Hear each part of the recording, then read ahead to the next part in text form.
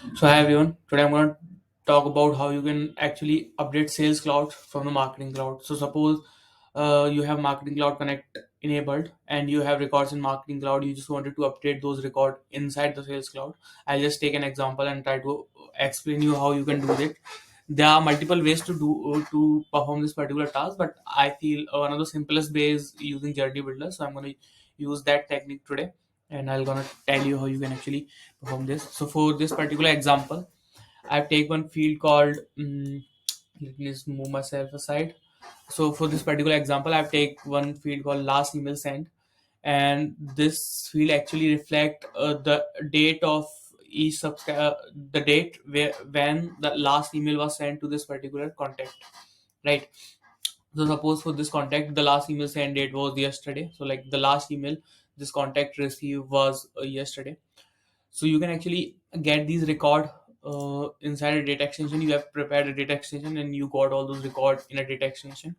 The last email sent informations. I have this data extension ready here, right?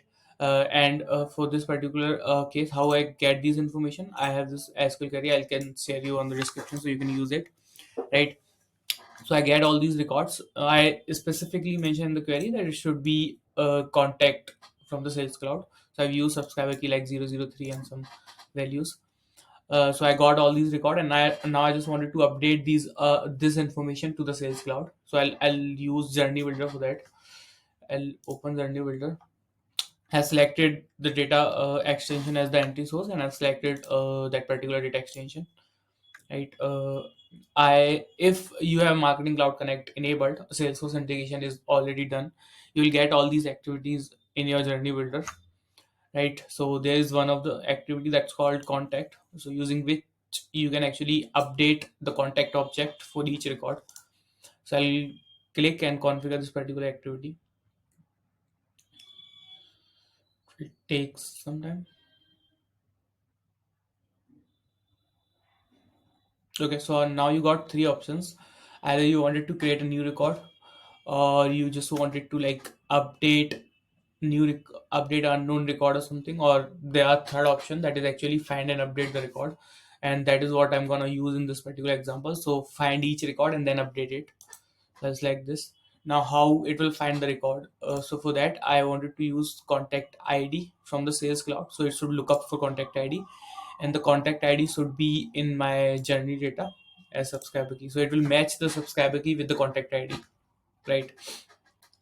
I selected this, and then the next option is to actually select if when multiple matches record are found. So I just wanted to like update the last modified record. Suppose there are multiple records, although in this particular case we are using contact ID as subscriber key, so it will not find multiple record. But you are matching with the email address, in that case it might find multiple records. So that is why this option is there.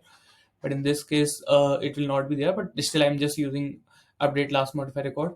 And when no records are found, I do not want to do anything, but if you want, you can, it can just create a new record for you. But at this point I don't want to do anything on this particular case. Now I'm moving myself upside, so I'll click on next. Now which field I wanted to update, so you'll get all the fields that is there in the contact object in your Sales Cloud. I wanted to update a specific one, but you can update multiple fields, right? So I'm just going to select that field. Last modify. Okay, last email sent. This is the field that I wanted to use. I've selected that field, and now it's saying either you can provide a static value if you want. You can, and in this case it is a date field, so it's asking you if you want. You can just provide any specific adjust date. There should be like 2 days after, 3 days after date, whatever you want. Or you can select date from your contact or journey data. At this point, I wanted to select the dates from my journey data. So it will automatically disable the field that is not a date type, but the third field is the date type. So it's there for you. I'm selecting this and save. So it's there. Now I just wanted to update the last name as well for these record and a static value called test, just in case if you want. Save. So it will update all these record last value as test, although this is not a standard case, but I'm just taking it for the example. And then last email send is email send date. Next, in next step, you have to actually select the activity name. If you wanted to provide any name to this particular activity, I'm just providing last email update. Uh,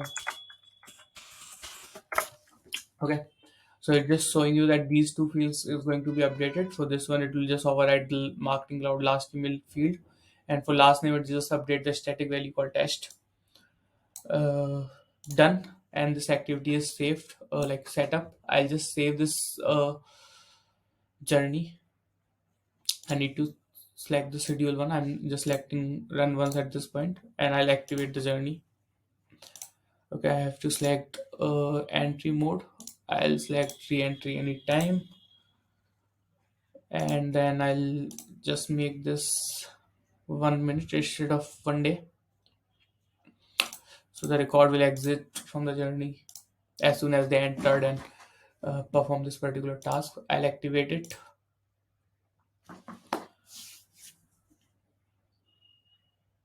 Activation is done. So I guess as soon as the activation uh, this is activated, although record will enter into the journey. uh, Journey name is last email sent it. 13 records are actually entered into the journey. I can check. Okay, 8 contacts are already accepted by the journey.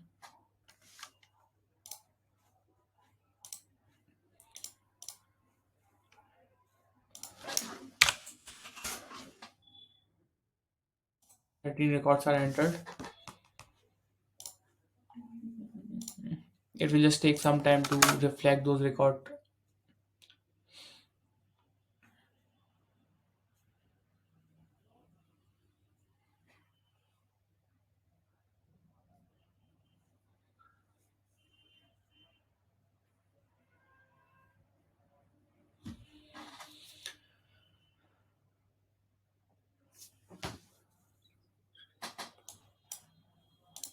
Okay, so I guess the record are already entered. I can check you. Yeah, 13 records are accepted. Let me just go and actually check if my sales clause is updated or not.